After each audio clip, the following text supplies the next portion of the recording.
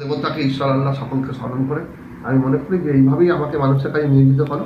যদি সেবার আর একটা ধর্ম, সেবা যদি আর একটা ধর্মের আর একটা নাম হয়, তবে রাজনীতিরও আর একটা নাম হচ্ছে সেবা।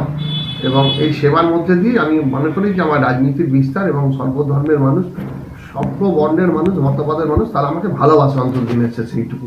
মতবাদ থাকবে, লড়াই থাকবে, রাজনীতি থাকবে, মঞ্চ থাকবে, আমার বক্তব্য থাকবে, আমার উন্নয়ন থাকবে, আমার পরিসংখ্যান থাকবে, আমার সাম্প্রদায়িকতার বিরুদ্ধে লড়াই থাকবে, আমার সম্প্রীতির জন্য স্লোগান থাকবে, কিন্তু দিনের শেষে তো মানুষের জন্য কাজ করতে হবে। মানুষের জন্য কাজ না করতে পারলাম, আমি বড় বড় কথা বলে আমার তো কোনো লাভ নেই। মানুষের জন্য কাজ করতে পারি, আমি যেন এইভাবে ডাউন টু আর্থ থাকতে পারি, এটাই আমি সবসময় চিন্তা ভাবনা করি।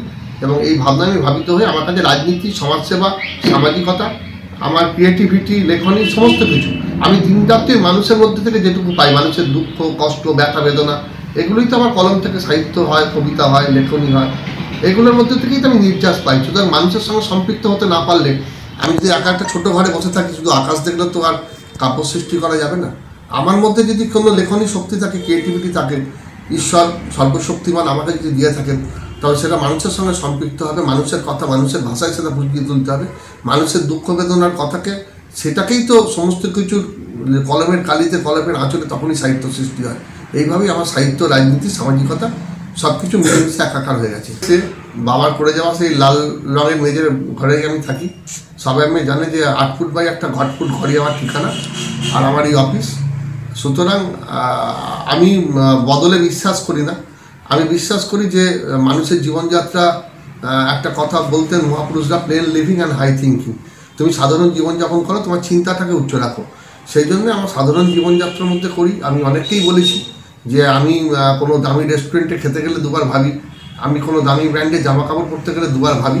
তার কারণ হচ্ছে সেই টাকাটা দিয়েও যদি পৃথিবীর বাগানে বেড়ে ওঠা কুড়ি বা গাছেরা যদি কোনো আগাছালো থাকে, বাবা চলে গেছে, মা চলে গেছে, বা সে বিপন্ন হয়ে গেছে, অনাথ হয়ে গেছে, তার পাশে যদি সেটুকু দিয়ে দাঁড়ানো যায়, সেটাই সবচেয়ে বড় কর্ম। এমনি ঈশ্বর আমাকে তো সমস্ত কিছু দিয়েছেন।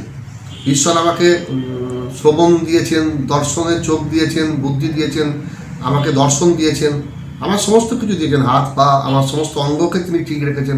এটাই বড় কৃতজ্ঞতা ঈশ্বরের কাছে। তারপরে তো নিজেকে বেশি করে সাজাবার কোনো দরকার হয় না।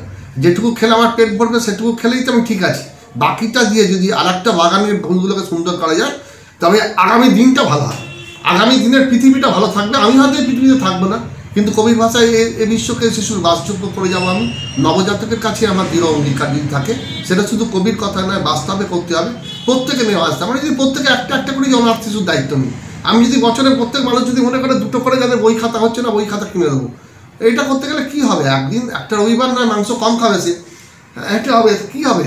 কী হবে? বেশি খেলে বা বেশি কিছু করলে হয় না। ঈশ্বর যেটুকু যা দেবার নীরবে দিয়ে দেন। ঈশ্বর জ্যোতি দেন, ঈশ্বর দীপ্তি দেন, ঈশ্বর তার মধ্যে ব্যক্তিত্ব দেন, ঈশ্বর পার্সোনালিটি দেন। এটা যদি কেউ থাকে, তো এই ছেঁড়া পোশাকে, ছেঁড়া পাগড়িতে স্বামী বিবেকানন্দ বিশ্বজয় করেছিলেন। তাকে দামি কোনো জবর, আলখাল্লা, দামি রত্ন, মুকুট কিছু পড়তে হয়নি। সুতরাং আমি সেই ধর্মেই বিশ্বাস করি, যে ধর্ম মানবতার কর্ম, পরহিতায় পরসুখায় যেন কাজ করতে পারি। এভাবেই যেন আমি বিনত থাকতে পারি, নত থাকতে পারি, এভাবেই যেন আমি মানুষের সঙ্গে সম্পৃক্ত থাকতে পারি।